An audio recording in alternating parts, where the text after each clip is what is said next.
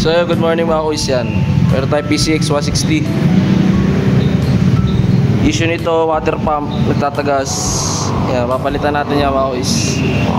Una kong ginawa, tinanggal ko yung mga bearings, bangko, yan, saka yung footboard. Yan, tatanggalin nyo yan para ma-access nyo maayos tong water pump. Yan, tapos tatanggalin natin yung lahat ng mga sagabal dito sa ibabaw. Then pakikita ko sa inyo mamaya mga kuis. Yan, tayo nyo ako.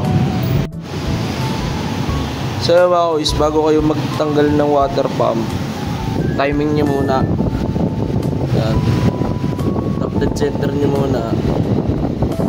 Tapos tingnan nyo dito, yan, yun makikita sa cylinder head din yan. Yan, pag lift nung intake valve, yan, tapos isakto mo na siya dito. Yan,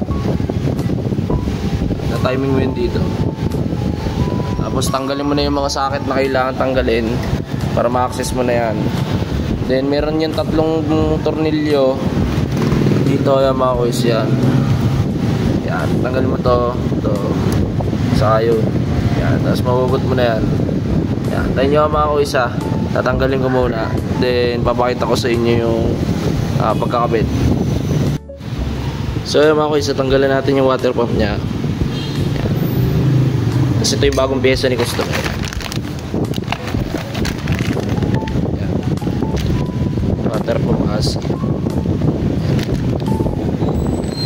Then nililipat lang natin tong thermostat nya dito sa yung mga o-ring, kasi walang kasama, hindi nakasama sa pag-order ni customer. Saka yung gasket dito, goma.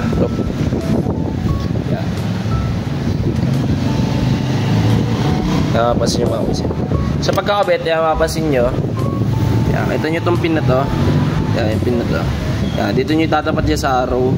Yan mga kuis, dito nyo itatapat yan. Kaya sinabi ko sa inyo, i-timing nyo muna para pagsasalpak natin, ayan, mabilis siyang ikabit dito sa camshaft.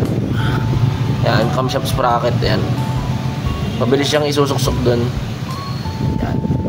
So yun, update ko ulit kayo mga kuis pagka ikakabit na natin siya. Then tetestingin natin, i-bleed pa kasi natin ito mga kuis. Yan, ilipat muna natin itong thermostat. Yan, saka ito sensor. Yan, wala kasamang sensor yan eh. Lilipat natin dito mga kuis. So ayun, antayin nyo mga kuis ha. So ayun mga kuis, nailipat na natin yung thermostat, saka yung temperature sensor, mga o-rings, yan. Tapos niya mga kuis, lalagyan nyo ng konting rugby to. Yan, pag ibabalik natin dun, yan. Tapos punasan nyo na yung surface nito. Yan, yan, punasan nyo muna kasi may langis yun eh. Yan, pagkapunas nyo yan, yan, lalagyan nyo lang ng konting rugby to. Tapos mga kuis, babalik nyo na rin yung cylinder head cover, cylinder head cover. Yan, ganun din gagawin nyo, pupunasan nyo tong surface nun bago nyo siya ibalik. Yan mga kuis. So mga kuis, ayan, nakikabit na natin yung water pump. Then yan, i-bleed naman natin siya. Yan, yan, matagal-tagal na bleed to mga kuis. Antayin nyo lang na mag-rotate yung coolant niya.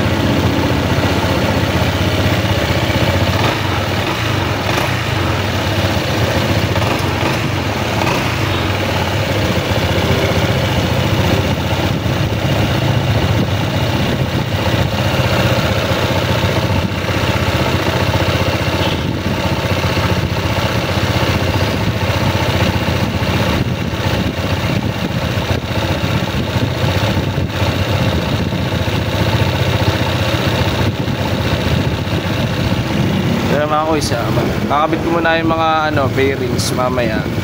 Yan, papakita ko sa inyo na lang mamaya mga kuis. So yung mga kuis, nakikabit na natin lahat ng bearings. Then after mag bleed, ito bubuksan natin mga kuis.